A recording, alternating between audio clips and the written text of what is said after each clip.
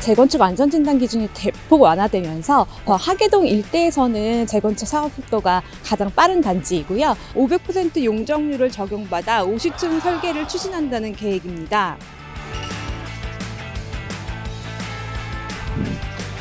임장 가자!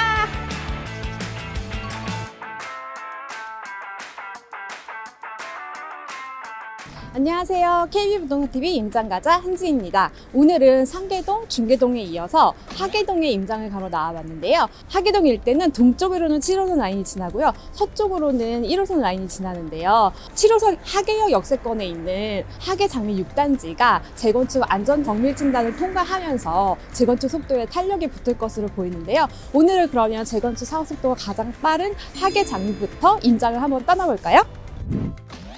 임장 가자! 네, 하계장미 아파트는 올 들어 재건축 안전진단 기준이 대폭 완화되면서 지난 2월에 정밀 안전진단을 통과하게 되었는데요. 하계동 일대에서는 재건축 사업 속도가 가장 빠른 단지이고요. 네, 이 단지는 1989년에 준공이 되었고요. 네, 총 가구 수는 1880세대고요. 총 15개 동이고 최고 15층으로 구성이 되어 있습니다. 그래서 중층 아파트 단지인데요. 전용 면적은 39에서 59제곱미터형으로 구성이 되어 있습니다. 용적률은 192%, 건폐율은 18%입니다. 3종 주거지역이어서 향후 용적률 300%가 적용이 되게 되면 대규모 아파트 단지로 탈바꿈할 수 있는데요. 문제는 대지 지분입니다. 지난번 영상에서 임장했던 중계그린과 마찬가지로 이 단지 주력 평형이 옛 21평형인 전용 49제곱미터인데요. 10평에서 20평대 중소형 평형으로만 이루어져 있어서 대지 지분이 10평대에 그치는데요. 대지 지분이 적은 만큼 일반 분양 물량이 적어질 확률이 높고 사업성이 낮을 것으로 예상이 되고 있는데요. 그만큼 조합원이 내야 할 추가 분담금이 변수로 떠오를 것으로 보입니다. 하지만 지하철 7호선 하계역 역세권 단지여서 4번 출구와 맞닿아 있고 중랑천 건너 1호선 월계역과도 가까운 입지인데요. 2026년 동부선이 완공되면 더블 역세권 단지가 됩니다. 또 근처에 광운대 역세권 개발과 GTX 노선도 개발이 예정이 되어 있습니다. 길 건너에 을지대병원이 있고 세이브존, 홈플러스, 2001 아울렛 등 대형마트가 가깝고요. 학군 요지인 은행 사거리도 가까운 편입니다. 단지 옆으로 중년초가 있고 하계 어린이 공원과 경춘숲 공원도 끼고 있어서 실거주 요건은 우수한 환경을 갖추고 있습니다. KB부동산 앱에서 하계장미 시세를 살펴보면요. 전용 49제곱미터가 매매가가 5억 4,500만 원에서 5억 7천만 원에 형성이 되어 있고요. 전세 시세는 2억 2천만 원에서 2억 5천만 원에 형성이 되어 있습니다. 임장 가자! 하계동 일대에서는 하계역 인근에 위치한 1980가구 규모의 극동 건영 벽산 아파트와 1860가구 규모의 한신 청구 아파트가 예비 안전진단을 통과하고 정밀 안전진단을 추진 중입니다. 현대우성과 청솔 아파트도 재건축 사업의 첫 관문인 예비 안전진단을 통과했습니다. 네, 1988년에 준공되어서 재건축 연한을 훌쩍 넘긴 현대우성은 지하철 7호선 하계역 역세권 단지인데요.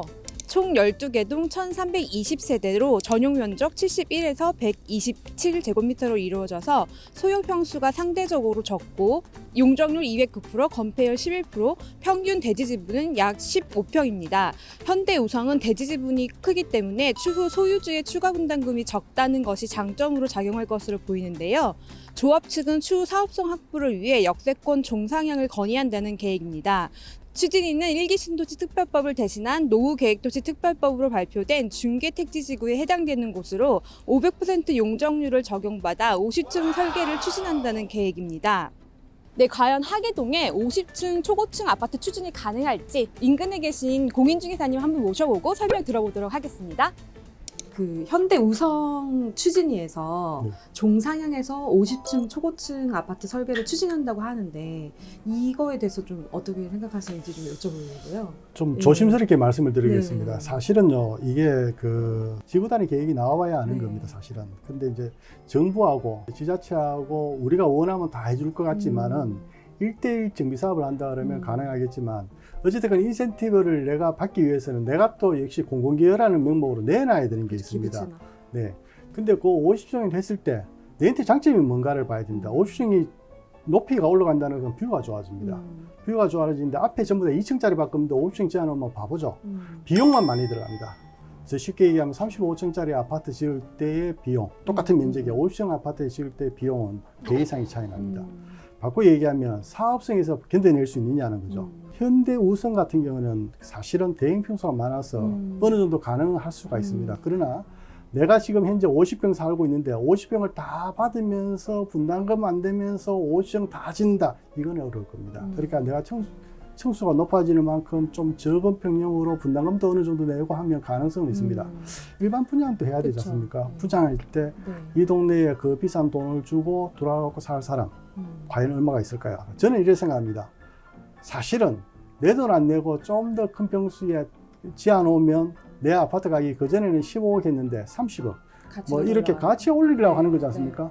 그런데 거기에 분양 안 되고 하면 결국은 그렇게 될까요?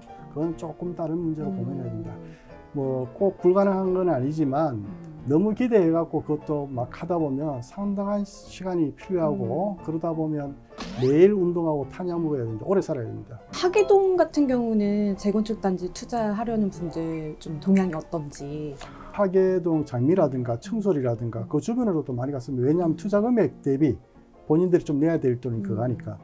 또 조금 더 여유 있을 때문에 아까 저 현대우성이라든가 네. 여기가 그건 대행택수니까 네. 지금 당장 살기도 편했거든요. 그 하계장미 6단지 같은 경우도 지금 토지용도 바꿔달라고 요청하겠다고 한다는 계획이 네. 나온 것 같은데 네. 여기는 어떻게 보세요? 장미 5단지는 사실 이거 하기 전에 거기가 뭘 했냐면 역세권 개발을 해갖고 그 준주거지역 400%를 하겠다 이렇게 네, 해갖고 사실은 재건축 추진이 상당히 빨리 뭐 이렇게 네. 진행을 해왔습니다.